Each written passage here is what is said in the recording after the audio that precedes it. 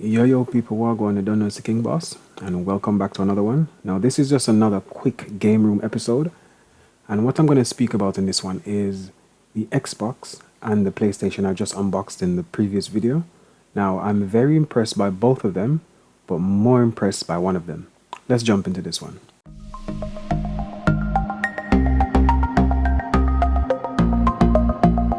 One of the first things I want to speak about is the game capture, whether it be a screenshot or a video. Now, Xbox and PlayStation both have this feature available. You can record directly to a memory stick, you can record to the console only on the PS5. So for me, I'm going to say the PS5 wins in that area because the Xbox, as far as I'm aware, as far as I've seen, it's the same as the One X where you can only record to an external device, whereas the PS5 you can record to the internal drive. Now, another good thing about the PS5 is that it allows you more options. For example, there's a more efficient video, which is the MP5, and there's a normal, more compatible video, which is MP4. I just think PS4's version of screen record and screen capture is a lot more streamlined with what people actually want. Now, not that there's anything wrong with the Xbox version, but it would be nice to quickly record it to the internal drive and have it be more than, I think the maximum length is 2 minutes or 5 minutes, I believe. Another area where I think the PS5 actually blows the Xbox out of the water completely, 100% totally, is the controller.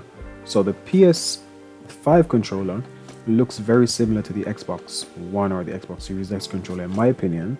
The Series X controller feels better in the hand for me because I've been using it for so many years, so I'm a bit biased there.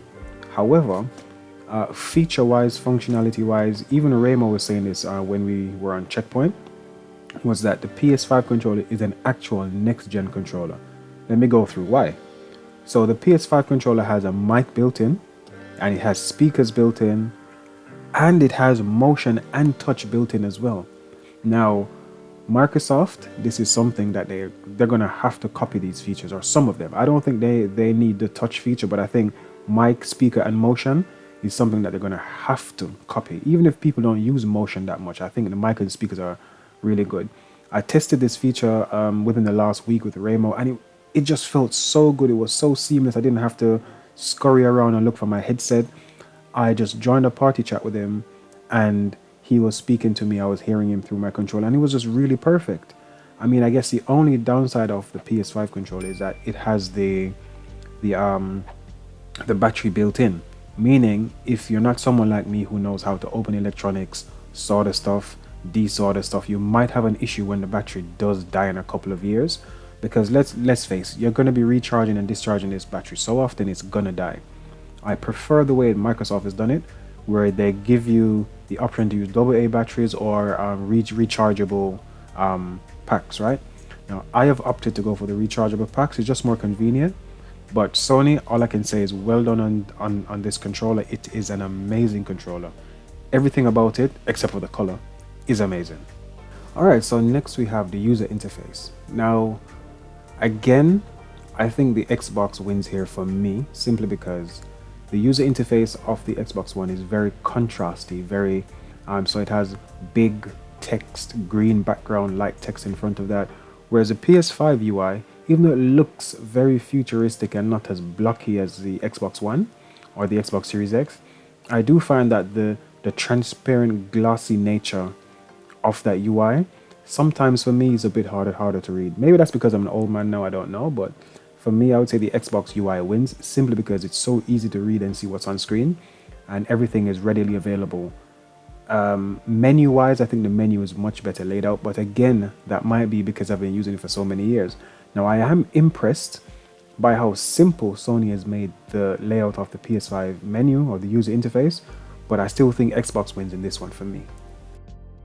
Another feature I didn't really think would be a good feature for me or a good feature for most people, a feature I never really thought about in general, was share screen on PS5. Now, thank you Sony for doing this, and I think this is going to force Microsoft to actually up their game when it comes to sharing options on the PS5. It's amazing. I sat on my PS5 and I watched Raymo play, I think it was Sekiro, and it was just really good to sit and watch a friend play, give me his opinion on a game that I might want to play. And I think if I needed help on a game, and he's very good at games, he plays everything on hard mode, right? So let's say I got stuck in God of War or some other game, I could quickly jump onto his, well, he could quickly jump onto his console, show me exactly how to beat that boss or show me some method. Now, yes, I know we have YouTube for that, but I think the interaction between friends, I mean, personally for me, I think Microsoft was really good for this in the past because of how they had games with gold, and it was just always online and it was very solid. Whereas now I think Sony, they have definitely improved that user experience with friends, and I really like the screen share feature. It's just amazing. Microsoft has to come with more when it comes to both the software and hardware now. Yes, they have an amazing, powerful console that can actually mimic everything the PS5 is doing with software updates. So I think, and I hope that in the future software updates are going to be a thing. But off the back of that, the screen share feature, I do wish that both these consoles had some way to share live streams to YouTube. I don't think that's possible. I know that we can do Twitch, and you might be able to link in Twitch and your YouTube account to then stream to YouTube. But I think that's something that they both need to work on. But again, Sony, well done. Amazing software, amazing hardware, even though it looks ugly. Screen share feature is amazing. So this was just a video detailing some of the things, not many, but some of the things I found that were really good on the PS5, mainly because I think the Xbox, there wasn't really much of an upgrade from the Xbox One, other than obviously the SSD and the speed of the whole system. But user interface wise, controller wise, it doesn't feel like an upgrade. When I turn my Series X on, it feels like I'm still on my One X until I start playing a game and it loads in maybe half the time.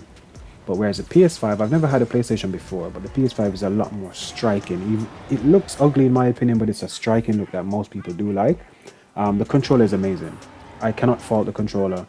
Even the fact that it has a rechargeable battery inserted in the back, it's still a really good controller. And as I've said before in this video, and I will say it again, Microsoft has to copy this formula. They don't need to do anything else. They can even do less. So we need a mic, we need a speaker, we maybe need motion, but we don't need the touch bar, to be honest. I think the touch bar is a bit gimmicky in my opinion, but regardless, we need those 2-3 features, and then Microsoft can say, okay, we have a next gen controller now. But thank you guys for watching. Please like, subscribe, share, comment, do the whole thing. All right, peace.